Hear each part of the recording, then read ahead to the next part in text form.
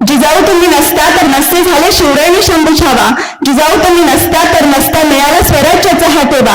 जिजाऊ तुम्ही नसता तर नसते लढले हे मावळे। जिजाऊ तुम्ही नसता तर नसते दिसले हे विजयाचे सोहळे। नमस्कार, मी ऐश्वर्या धनुष सासकर आपल्या सर्वांसमोर विषय मांडते आहे आदर्श माता राजमाता जिजाऊ माँसाहेब। इसवी सन 16व्या शतकात राजमाता जिजाऊ माँसाहेबांनी स्वराज्याचे केवळ एक नाही तर दोन छत्रपती घडवले। आज 21व्या शतकात आमच्या मातांनीही राजमाता जिजाऊ हवं वाटतं।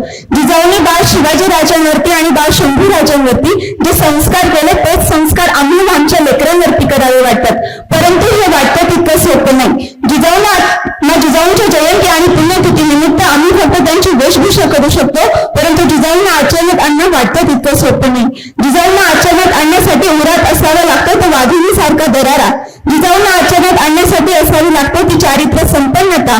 जिजाऊंना आचरणात आणण्यासाठी असावे लागते ते उच्च कोटीचे धाडस, जिद्द आणि चिकाटी। जो आयुष्यभर हिंदवी स्वराज्याकरता स्वतःच्या जीवाशी खेळला असा न भूतो न भविष्यात घडणारा छत्रपती शिवाजी राजा या धरती मातेला देऊन आपल्याला कायम ऋणात ठेवणारी माता म्हणजे माँसाहेब जिजाऊ। जितकी कठोर शिस्तप्रिय तितकीच मनाने शीतल आणि प्रेमळ असलेल्या राजमाता जिजाऊ माँसाहेबांना मी कोटी कोटी वंदन करते आणि माझ्या विचारांना पूर्ण विराम देते। धन्यवाद।